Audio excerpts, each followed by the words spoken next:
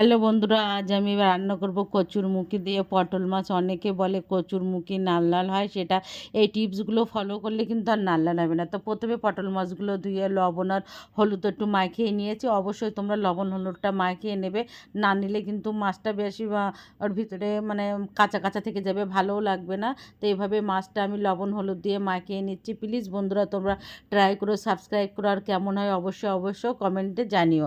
কচুরমুখী অনেকে বলে যে সিদ্ধ হতে চায় না, তবে এই ছোট ছোট টিপসগুলো তোমরা যদি দেখো তা কচুরমুখী নালও হবে না, সিদ্ধও হবে, আরও গলাও লাগবে না। অনেকে কচুরমুখী যখন বলে তখন গাল লাগে, কেউ খেতে চায় না, আর এগুলো সবাই খেতে পারবে। তো এখানে আমি দেখো কচুরমুখীটা যখন সিদ্ধ করতে দিয়েছি, জলটা গরম হবার পরেই কিন্তু কচুটা মুখিগুলো দিয়ে দিলাম। দিয়ে এর উপরে একটু লেবুর রস দিয়ে দেবো। লেবুর রস দিলে কি কচুরমুখীর যে নালটা থাকে সেটাও আর হয় না, আর যদি গলা টলা লাগে বা গলা ধরে তবে কিন্তু আর গলাটা ধরবে না। চাইলে তোমরা এখানে একটু তেঁতুলের একটু তেঁতুল দিতে পারো। তেঁতুল দিলে কি আর কোনো ভয়ই থাকে না। লেবু দিলেও কিন্তু ভয় থাকে না, তবু তোমরা তেঁতুল ইউজ করতে পারো। আর একটা কড়াই বসিয়ে দিলাম, এদিকে গ্যাসের উপরে দিয়ে পরিমাণ মতো সর্ষের তেল দিলাম। তোমরা চাইলে সাদা তেল ইউজ করতে পারো, কিন্তু আমরা সর্ষের তেল খাই, তাই জন্য আমরা সর্ষের তেলটা বেশি ইউজ করি। এখানে আমি মাছগুলো লবণ হলুদ মাখিয়ে রেখেছিলাম, সেগুলো এক এক করে আমি গরম তেলের ভিতরে দিয়ে দিলাম। অবশ্য তেলটা যত গরম হবে তখন কিন্তু মাছগুলো দেবে, আর নাই কিন্তু মাছগুলোর তলায় লেগে যেতে পারে। আর এই মাছগুলো কিন্তু এমনি নরম হয়, কিন্তু ভাজার পারে ভালোভাবে শক্ত হয়ে যায় আর কড়কড়ো হয়ে যায়। দেখো আমার মাছগুলো লাল লাল করে এপিট এপিট করে ভেজে তুলে নিলাম। এবার ওই তেলের ভিতরে আমি আর তেল এখানে আর ইউজ করবো না, ওই তেলের ভিতরে আমি পেঁয়াজ কুচি দিয়ে দিলাম। পেঁয়াজটা একটু লাল লাল করে নিয়ে দেখুন, আমি কিন্তু ওর ভিতরে একটু কালো জিরেও দিয়েছি, তোমরা অবশ্যই হয়তো দেখতে পাওনি।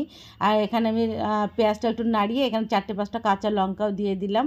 দিয়ে একটু ভাজা ভাজা মতো করে নিলাম, বেশি ভাজার দরকার নেই, একেবারে একটু গন্ধটা চলে যায়। তারপরে যে কচুরমুখিটা সিদ্ধ করে রেখেছিলাম সেটা এর ভিতরে আমি দিয়ে দিলাম। দিয়ে পেঁয়াজ আর কাঁচা লঙ্কার সাথেই একটু নাড়িয়ে নিলাম। নিয়ে এর ভিতরে আমি পরিমাণ মতো লবণ দিয়ে দেবো। লবণ যেগুলো মশলাগুলো আমরা যেগুলো দেই সেগুলোই দিয়ে দেবো। লবণ দিয়ে দিলাম, হলুদ গুঁড়ো দিয়ে দিলাম, ফের লঙ্কা গুঁড়ো। দেখুন আমি বলছি তার আগে কিন্তু আমি এখনও দিইনি। এবার তোমরা দেখো, এক এক করে দেখতে পাবে।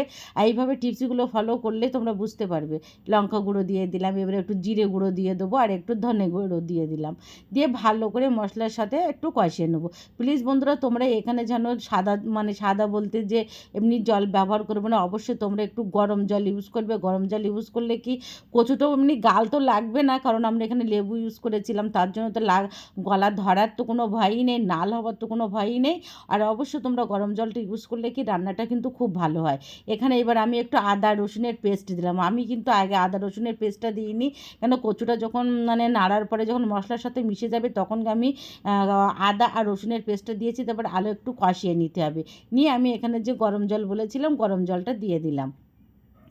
দিয়ে এবারে আমি একটু খুন্তির সাহায্যে নাড়িয়ে যত সময় ঝোলটা ফুটে না উঠছে তত সময় কিন্তু আমি অপেক্ষা করব। দেখুন আমার মানে এখানে ঢাকনাও লাগাইনি আমি, এখানে তোমাদের দেখানোর সুবিধার জন্য। ঝোলটা কিন্তু ফুটে উঠেছে। আর যে মাছগুলো আমি ভেজে রেখেছিলাম সেগুলো কিন্তু এক এক করে এর ভিতরে আমি দিয়ে দিলাম। দিয়ে 10 মিনিটের মতো আমি একটু ফুটিয়ে নেবো। দেখো কালারটা যত সময় চেঞ্জ না হচ্ছে।